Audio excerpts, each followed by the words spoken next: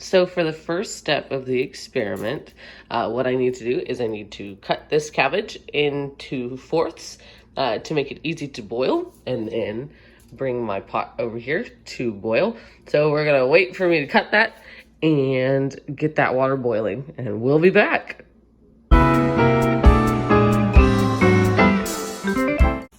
Okay, so now we're clearly at a rolling boil, so we're ready to get this started. I want to just reiterate, just to make sure that, we don't get this wrong.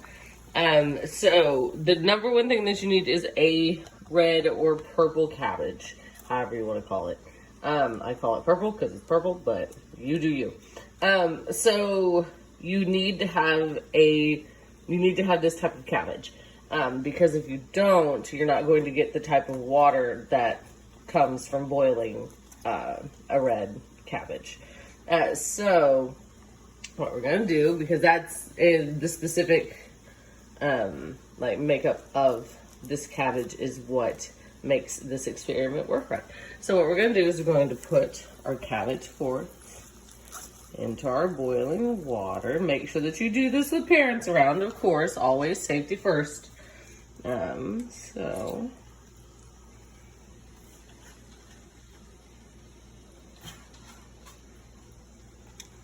you'll boil it for about 8 to 10 minutes to get that red water. Ooh, mine's looks like my pot's a little too full, but that's okay. And see, actually, you can start to see the water's starting to change a little bit of color already. Ooh. Okay. So I'm going to probably chop these leaves up just a little bit smaller and put them in there just to get as much of it as I can. And then once that's done, we'll be back.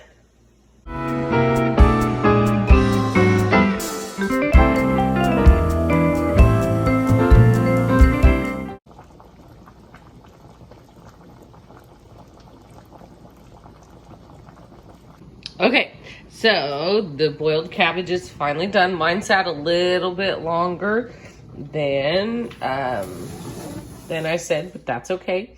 So we're going to make sure that we turn the stove off. So now it's ready. Ooh, it's very steamy. Look at that. Awesome. Boiled cabbage. It smells, actually does not smell nearly as bad as I thought it was. But so you know how I showed how it was kind of blue? Now it's purple.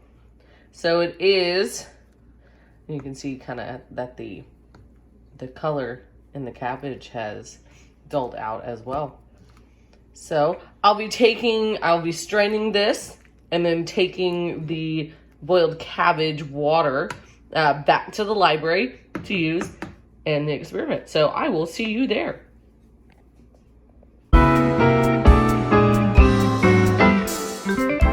Okay, so now we're on to our next experiment, which is a cabbage pH test.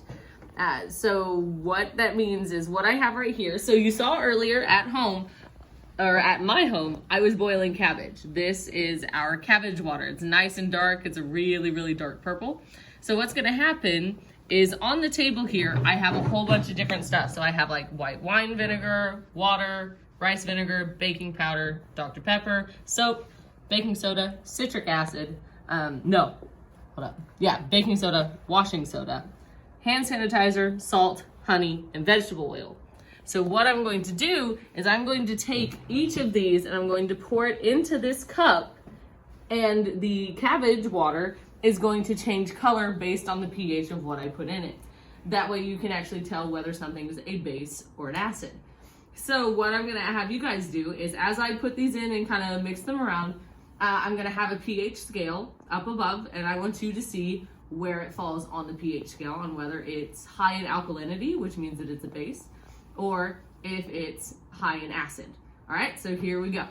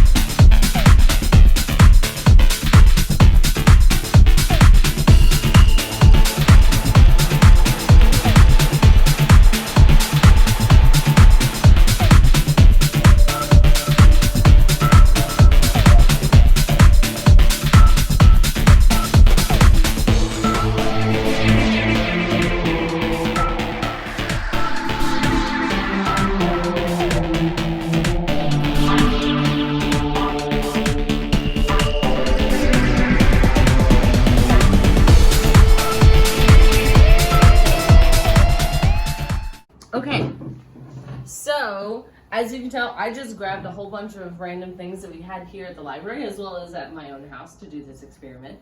So one of the things that's really kind of interesting is, of course, with these three right here, and I'd also say the water over here. They didn't really change color too much. The honey did slightly into a lighter purple than what the original cabbage juice is, but both the vinegar, salt, and water are all the same color as they originally were. Now, of course, this is just a nice little teaching moment. Of course, the vegetable oil isn't going to change the cabbage water into anything because it's still water, and oil and water don't like each other. So they immediately separated and did not mix. For the salt water, it's a little bit lighter, but not really. But that's just because like the salt didn't actually change the pH of the water. And then right here, this is literally just adding more water to cabbage water. So it didn't change anything, it just gave it more water.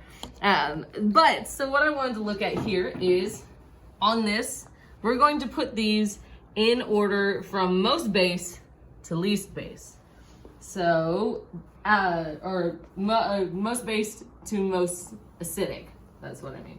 And so acids turn red and bases turn blue. So then if you have the ones in between, they're the ones that kind of sit.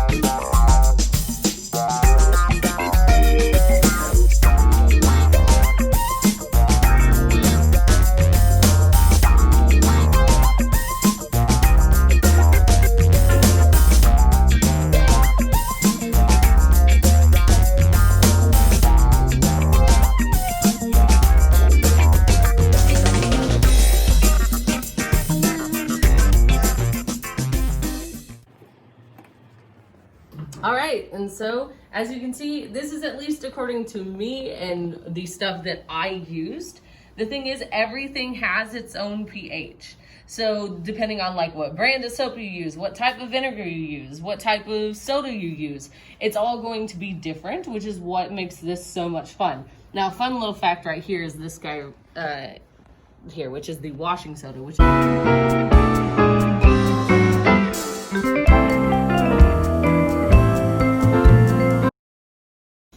But so that is the cabbage pH experiment. Super easy.